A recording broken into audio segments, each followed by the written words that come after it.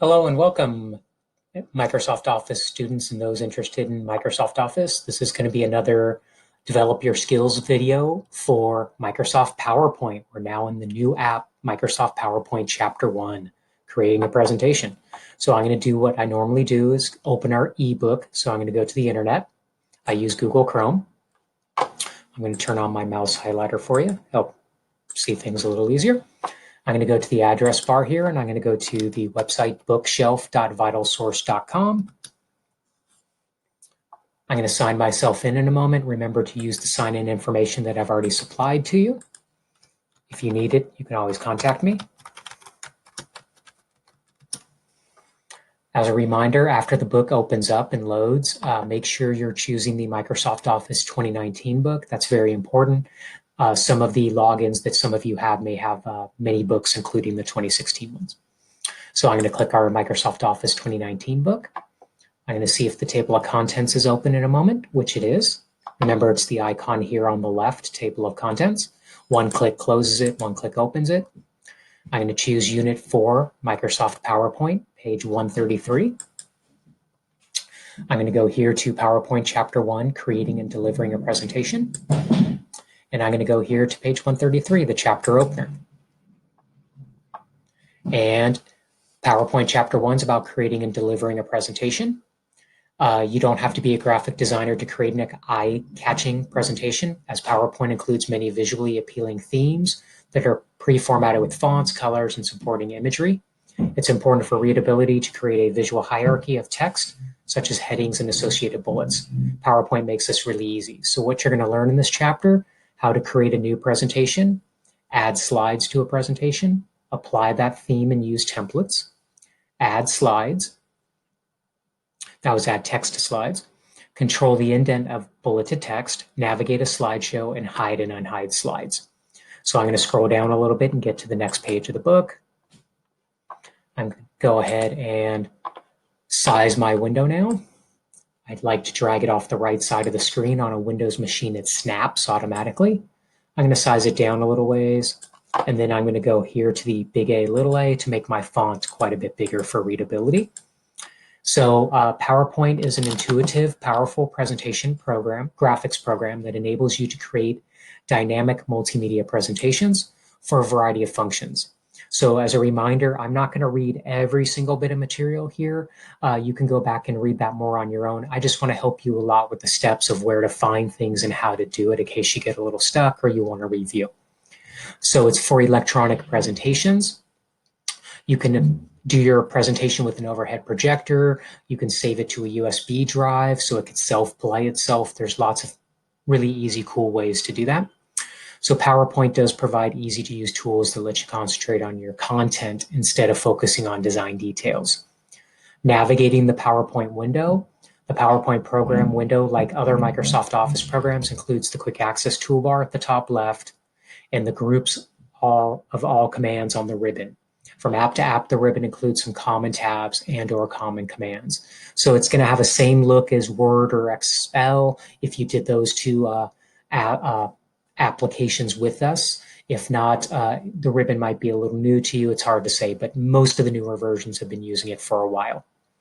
So inserting text, PowerPoint slides have placeholders set up for you to type in.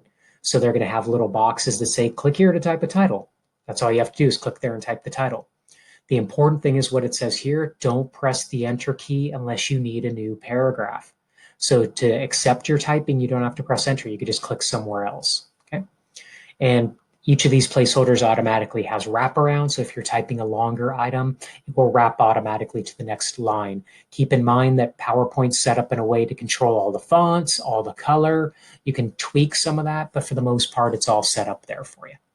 So I'm now going to do Develop Your Skills P1D1. I'm going to start PowerPoint.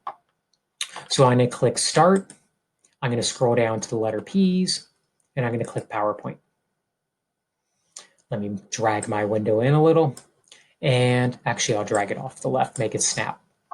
And it says in step number 2, click the blank presentation template. So I just click blank. So this is what your PowerPoint screen looks like. I'm going to close this design ideas. This is this new thing, part of the newer versions of PowerPoint that will help you set up your slides with really cool other themes, other layouts, other backgrounds, and neat ways to design your presentation, taking a lot of the work out of your hands. I'm just going to close it, and I'm going to close this one also. So the major look you have is your quick access toolbar up here, your tabs, and your ribbons with commands on them, and of course the group names if you're on a Windows machine. On the left side, you have what's called the slides panel or outline panel if you're in what's called outline view, and this is the actual slide. You're going to learn in Chapter 2 a way to create slides and input on slides on the left-hand side in outline view. But for now, slides panel, the slide itself. These little dotted boxes, those were those things that they called placeholders. Step number 3, it says choose file and save as. Go to the PowerPoint Chapter 1 folder and name the file P1D1iJams. So I'll take care of steps 3 and 4 right now, actually 3, 4, and 5, by going to File, Save. I'm going to click Browse. Remember, your files should hopefully be in a folder inside your Documents folder. I have to go a couple of folders in before I see the Office 2019 student files. So I'm going to go there now. Here's my Office 2019 student files. I'm going to go into number 4, PowerPoint, and I'm going to go here to Chapter 1. Next thing I'm going to do is I'm going to click down here where the file name goes, and I'm going to type P1-D1-iJams. Remember, that's the name that they asked us to call it in step 4. Step 5 says to go ahead and click the Save button. So that's the button down here. I'll click Save. And I can choose to turn this off. My machine auto saves, yours might not do that. Step number 6 says follow these steps to add a title and subtitle. Step 6A says click in the click to add title box and type what I see there. iJams music distribution. And then step B says click once in the add subtitle box and type the line B star. And they end it with an exclamation point. So step 7 says do Control S to save your work, or if you like to click the icon in the upper left on the quick access toolbar, this one here, or you like to go to File Save, it doesn't matter. As a reminder, you're always going to keep the exercise open unless they tell us to close it. That's how these develop your skills exercises work. I'm going to go ahead in the book now. Using document themes, you can use PowerPoint's built-in document themes, which provide a ready-made backdrop for your presentations to easily format all slides in a presentation. When you use a document theme, your presentation automatically includes an attractive color scheme, consistent font style and size, and bulleted list. Keep in mind, bulleted lists don't always have the little circles, but what that basically means is the color, the sizing, the font, all that is going to be pre-controlled for you for consistency. It will make it look really, really pretty. Choosing a theme, the themes are basically found from the Design tab, okay? And when you click it, there's a whole bunch of themes there, and you can even download some from the internet. That's what they're talking about here under Finding Additional Themes. I'm going to do Develop Your Skills P1D2. I always skip these extra save as exercises because to me, it just doesn't make a lot of sense.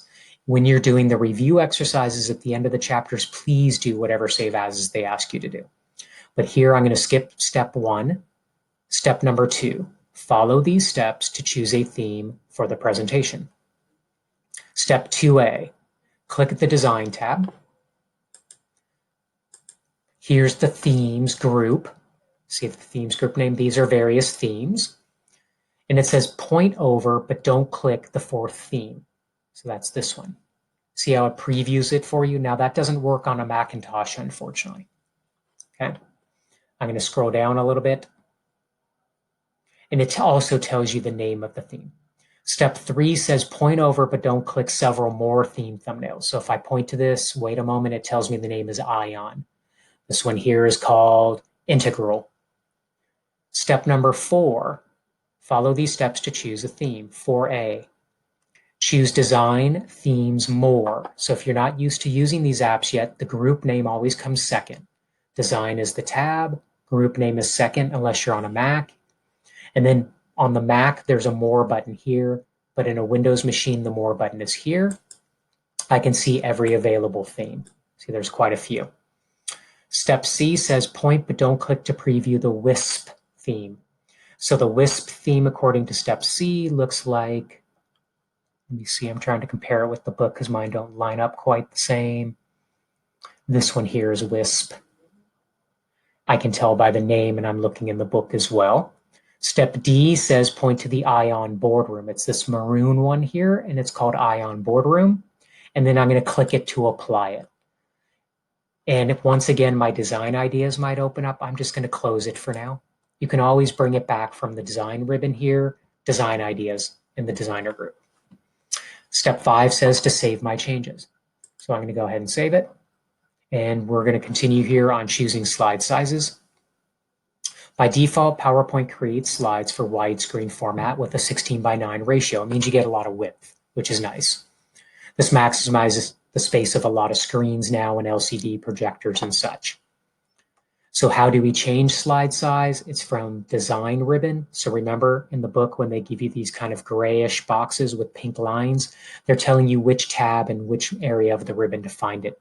So it's design tab, customize group, slide size. Develop your skills, P1D3. Once again, I'm going to skip the save as steps. So I'm going to step 2. Display the design tab and then follow these steps to change the slide size. Step 2A, locate the customize command group. So that's design, customize, slide size. And then step C says to click standard. If you're asked to choose the style of fitting, it said click the ensure button. Mine didn't ask. Sometimes it will ask, sometimes it won't. It's not worth battling. If it asks you, always choose ensure fit, not best fit. Ensure fit. Step number 3, we're going to put it back to widescreen. Choose design, customize, slide size, widescreen. Step 5, point to several theme variations. So that's design, variance group. Here's the different theme variations, which basically means just a different set of colors. What the book doesn't teach you very well, but I think is very important, they do want us in step 6 to click the second variation, so I'll do that now. But if you want even more control, I'm going to close design ideas again, is you can click the more button on the variants and you can change the colors to a whole different color set. You can change the font. You could even change effects and even background styles. So in other words, you have a lot of extra control that's not there, that the book doesn't tell you about because it's kind of hidden, but it's nice to know it's there. So if you like a theme, except for maybe a couple of aspects, maybe it's just the font that bothers you, then you can actually change just the font by going to the variants more button, something like fonts, and changing it to a font you prefer. So wish the book told you that, but it doesn't. Step 7 says to save our changes. And now I'm going to press forward into the next portion of the book. Okay, so as we continue here, creating a basic presentation, I'll just go over these bullet points real quick with you. I'm not sure if you've ever done a digital presentation before, but know your audience, who are you speaking to, know your purpose, and know your expectations. When the last word is spoken on your presentation, has the audience got the information you're hoping they'll get? So remember, a presentation, you don't say everything in it. So in other words, when you start to build your slides, they tend to be rather short and to the point. And it's very recommended that a lot of slides don't have more than maybe 4 to 6 bullets max. So adding slides, you can add slides to a presentation from the ribbon or by right-clicking the mouse. PowerPoint always places the new slide after the currently selected slide. So a currently selected slide here on the left has this red border around it. Yeah. The slides panel displays thumbnails of your presentation while you work. So as we build a bunch of slides, we'll see more thumbnails down there. Thumbnail means smaller version of the slide. Here's where they're showing you how to do it again. In this kind of grayish box, pink lines, home slides, new slide button, just simply inserts a slide using the layout. The layout determines how many boxes are on there from the previous slide. In this particular case, this is the title slide. You're not going to have multiple title slides, so it defaults to the title and body layout, which is the most popular. You can also right-click a slide here to get a new slide, and There's even keyboard ways, but let's not get into it. Develop your skills P1D4. I'm going to skip step 1 because it's a save as step. Step 2, choose Home, Slides, New Slide. So that's Home, Slides Group, New Slide. Just click on the icon. Don't click the menu, the icon. And now step 3 and 4 have the typing. Step 3 says click in the title placeholder. So click where it says click to add title and type Our Services. Oops, I have 2 R's in there by accident. And then step 4, click once in the click to add text placeholder and type the list, pressing enter after the first 3 list items. So I'm going to type here, CD duplication on demand.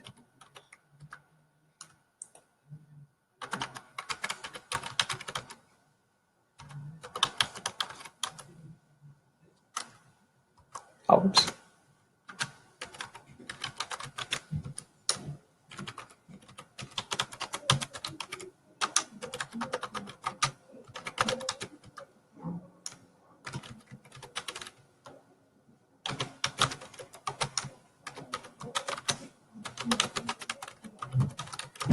Okay, so as you see, I did not press enter after the last one. They didn't want us to.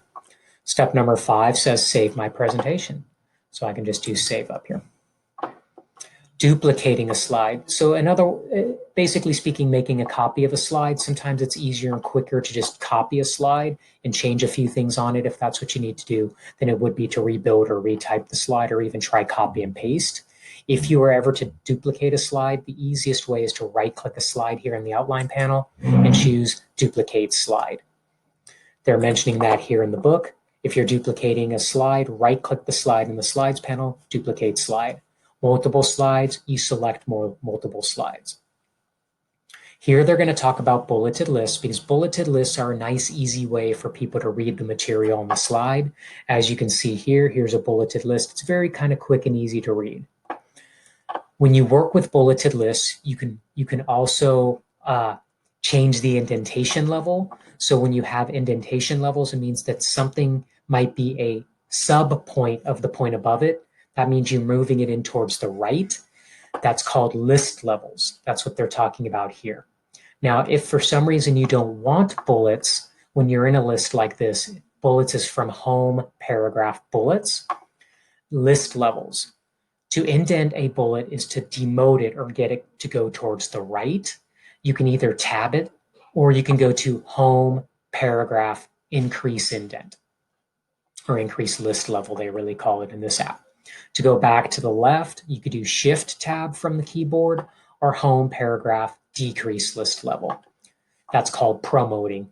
I don't worry so much if people understand the words promote and demote. Just know what direction you need to go. If I need to go to the right, tab, left, shift tab, or increase indent or list level, decrease indent or list level. Those are the ways that they told you to do it. I already showed you that.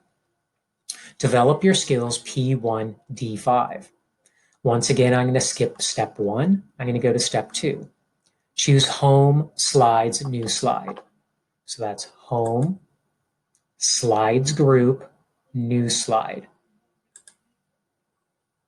Step number 3, click in the title box and placeholder and type packaging option. Step number 4, click in the text placeholder and type CD labeling and press enter. Step 5, here in the book, I'm going to scroll, says to press tab. Notice how it moved it in. It demoted is their terminology. It went to the right, and then I'm supposed to type full color and then press enter. You'll notice the font got a little smaller as it did that. Just trust PowerPoint to do its job. That's the real magic here. And in fact, I think I'll zoom in slightly for you. Maybe you can read it a little easier. And step number 8 says type laser etching. Whoops, I capitalized when they don't need it. And then press enter. So remember, when you indent in, it stays indented when you press enter. That's typical. Step number 9, while holding the shift key, press tab it goes back to the left, promoting. We're going to manipulate heading levels here. Step 10, type these lines pressing enter after each list item except the last one. So I type jewel case, then I type back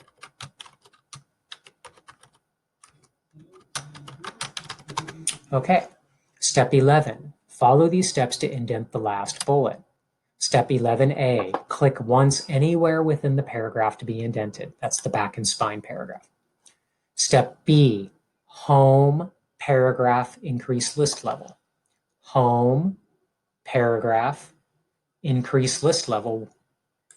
See how it moved in? Just like pressing the tab key, but you would have had to begin at the beginning of the word back to make that work.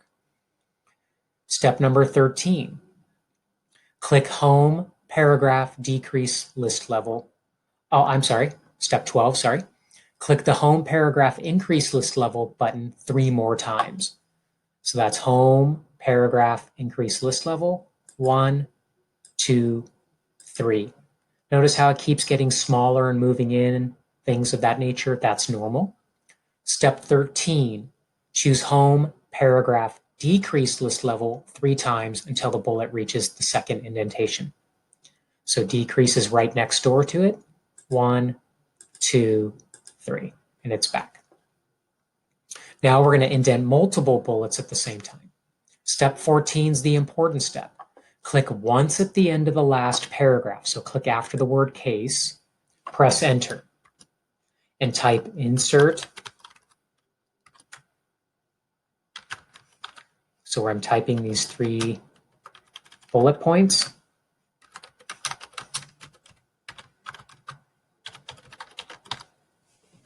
Step 16, follow these steps to select the last 2 paragraphs for your next command. So I point near the S of single sheet, hold down my mouse button and drag over and down. Step B was to drag down through it. Step C, ignore the mini toolbar. Step 17, choose home, paragraph, increase list level. Home, paragraph, increase list level. So as you can see, these are sub-items of insert. These 2 are sub-items of jewel case. Your final slide will look like this one.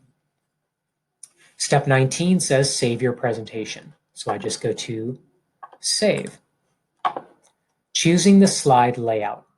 A slide layout is named for the type of data it will contain. In other words, how many boxes are on it? Do you need a lot of boxes or little boxes? Do you need 2 columns of boxes? How do you want to line up the data on your slide? There's layouts to help you do all that. So for example, the title layout only needs a title and subtitle. The content layout will hold other information on the slide, so it has a title and a bulleted list for points. Likewise, content with caption layout is divided into 3 sections. So each layout kind of has a purpose to help you line up your data. You can change the layout by going to Home Slides Layout button, or right-click a slide in the Slides panel and choose the layout options. Aligning text. PowerPoint automatically aligns text to the left, right, or center depending on the theme. So the theme controls the alignments. However, you may want to override the alignment at times to create a different look for a slide. You do that by going to Home, Paragraph, and click one of the alignment buttons. The alignment buttons are Home, Paragraph. These are your 4 alignment buttons: left, center, right, or justify. Okay, develop your skills P1D6. I'm going to skip step number 1. Step 2, if necessary, select the packaging options slide. That means on the left-hand side, click the slide called packaging options. The way slides are named or identified, some people do it by number, but each slide has a title. The title identifies the slide. And when you rest on a slide, see how it shows you the title and a little screen tip? So if the writing's too small for you, rest on it for a second. It says packaging options. You should click it and it should have a red box around it. Step number 3, choose Home, Slides, New Slide. So Home, Slides, click that icon for a new slide. Step 4, follow these steps to choose a new slide layout for the slide. 4A, go to Home, Slides, Layout. Step B says choose the one that says Section Header and click. Once again, my design ideas, I'll just tell it to stop. Okay. Step number 5, enter this text. So click in the left box and type questions. And you'll notice the question mark looks a little weird, but it's just the nature of the font. I'm going to click here in the box on the side, and I'm going to type the way the book tells me to, end of our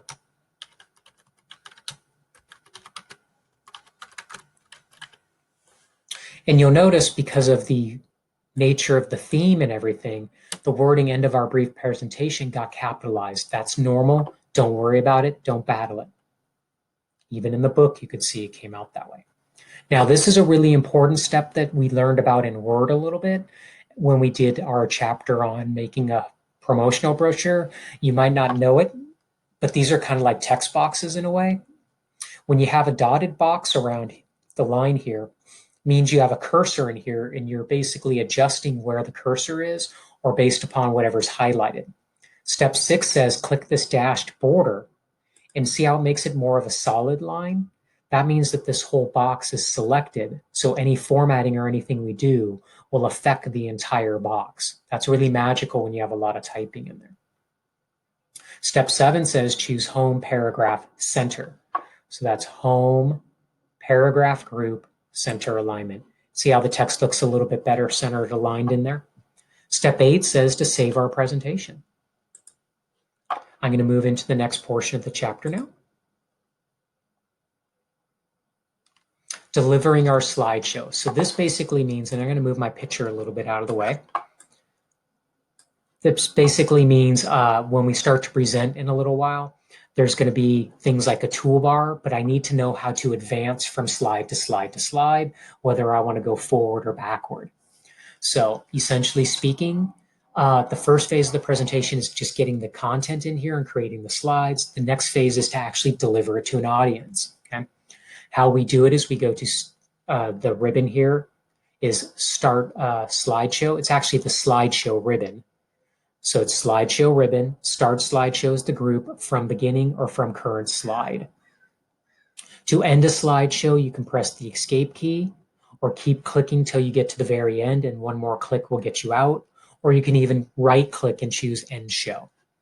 Delivery tips, maintain a cool, comfortable pace, emphasize important points, try to maintain eye contact with your audience, and try to relax. It might be nerve-wracking, but you have to try your best. So you can use the mouse or simple keyboard commands to move through a slideshow. These are the easiest ways to navigate from one slide to the next. The slideshow toolbar. Slideshow toolbar looks like this, and when you move your mouse around the screen when you're presenting, we're not presenting yet, you're in edit mode if you still have your ribbons and everything. When you present, everything goes full screen on you. The slideshow toolbar can be seen in the bottom left when you start to move your mouse down there. It has tools to advance the slides, either backward or forward. Some other tools like a pen tool to draw and highlight your audience's attention to something. The Show All Slides button. This, I believe, is the search button. So I can, zoom in. Sorry, it's a magnifying glass. Zoom in on a slide. And this is the More Options button. Some advanced options. So you get a chance to play with that in just a moment. The most important thing is you can advance one slide forward by pressing the space bar, the right arrow, page down, enter. You could also include the up arrow and or clicking the mouse once, a regular click. You can go backwards or left by going backspace, up, left, page up, and or right click on a slide and choose previous slide. Right click is not the easiest way to do it, to say the least. We're going to do Develop Your Skills P1D7. So we're going to run our slideshow now. So it says in step number, and I'm going to have to see if I could get it out of full screen so I can still see the book. I'll see if I can do that. I might not be able to. Be really weird. So if it doesn't, I'll just walk you through a few things you could do. Let me just scan the steps here. Do they ask us to do that? They ask us to do that. Okay. So they don't really ask us to do anything specific. So I can just show you some stuff if it happens to go full screen and I can't get out of it, which is pretty much how PowerPoint runs. So chances are once I start my slideshow, expect my book to go away. I can't really read the steps, but I'll show you how to advance slides and where the toolbar is and to do a few things from that you can just practice on your own. So to start the slideshow, step number 1 does apply. Click the title slide in the left. Make sure it gets the red box around it. Step B says click the slideshow tab. So that's this tab. Look for the start slideshow group and choose from beginning. Now at this point it popped like I said it would do. It'd go into full screen mode. There's nothing I can really do about that. So if I want to advance forward 1 slide, all I need to do is click my mouse, which is what I just did. I can also do it by pressing my right arrow key. I just did it. If I want to go back to the left, I can press my left arrow key on my keyboard. If I want to go back to the left again, I can backward a slide, I press the left arrow. What they were also talking about is in the bottom left here. Here's that toolbar they're talking about. This goes backward, this goes forward. So I'll click the forward. I'm going to click forward 1 slide. I'm going to go forward again. Okay. Now this icon near the middle that kind of has thumbnails and then a big slide, it's called View All Slides. If you click it, it shows you small versions of each slide. This is really powerful and handy if somebody has a question on a slide and it'll help you jump back to it. The thing the book doesn't tell you, though, is in the bottom right corner, there's a zoom control. So if you don't see enough thumbnails, you can always zoom smaller, or if you want to read them better, you can zoom even a little bigger.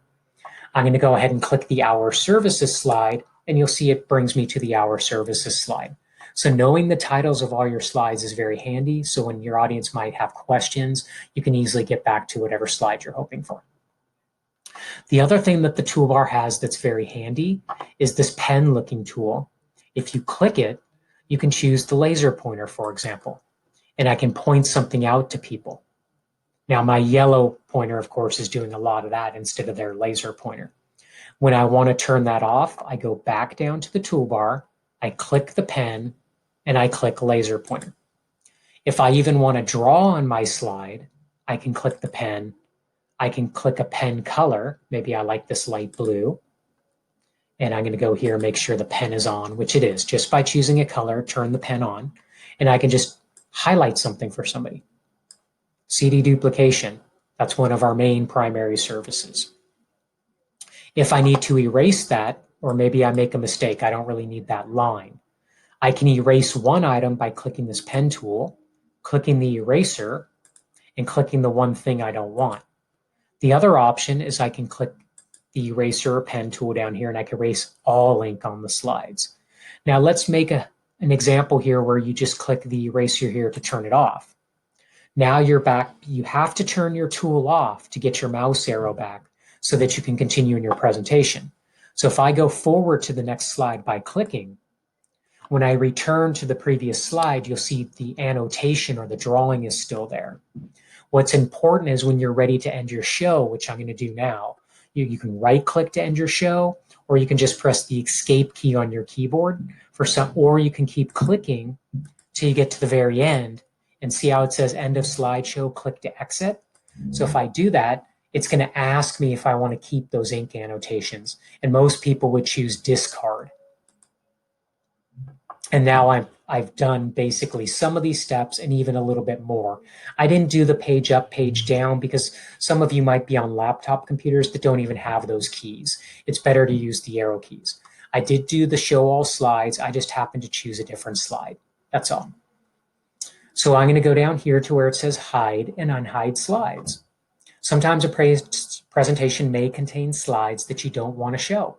For example, you might have a slide with information that needs to be updated, but you haven't had time to complete it before updating the presentation, before you're going to present to your live audience. So rather than deleting the slide and then recreating it later, you can hide it so it doesn't play during the presentation. So they're just going to show us how to do that now.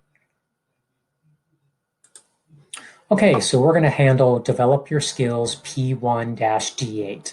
Step number 1 says, and this is about hiding a slide, is you have to click the slide you want to hide. Step number 1, display the packaging options slide. So I'm already on it. It's slide 3. Step 2 says choose slideshow, setup, hide slide. Slideshow, setup, hide slide. Notice how it turns kind of dim and it has a line through it telling you it's hidden on the number that is. Step 3, we're going to run the slideshow to prove to you it's actually hidden. Step 3 says choose slideshow, start slideshow from beginning. So that's slideshow, start slideshow if you have the group names from beginning. Here we are on the first slide. Advance to the next slide by clicking. Advance to the next slide by clicking. It skipped the packaging option slide like it was supposed to. It's hiding. Click again. Click one more time to end the show. Step number 4 was to do that. I couldn't read it, obviously, while I was in the presentation. Step 5 says display the packaging options slide. So I click packaging options. Step 6 says choose slideshow, setup, hide slide. So slideshow setup. Notice how the hide slide button is kind of gray. That means that, that slide is hiding. I'm going to click it, and the slide is no longer hiding. Step number 7 says choose save the presentation. So I can save it. And step 8 says choose file, close. File, close. Step number, not steps, but presenter view. If you have multiple computer monitors, you can use what's called presenter view to help you deliver a presentation. With more confidence, with presenter view, one screen shows the slide show as the audience sees it, while the other screen, which is visible to the presenter only, displays slide notes, a preview of the next slide, and slide controls. Presenter view works automatically if you're using multiple monitors. Okay, presenter view on left and audience view on the right. So they're showing you here what presenter view looks like. You see the slide that the audience sees. Your next slide is this one. If you have any speaker notes, they show down here. If you can actually turn it on even without actually having multiple monitors by going to slideshow, monitors, use presenter view. I'm going to go to the next portion of the book here. Creating a presentation from a template.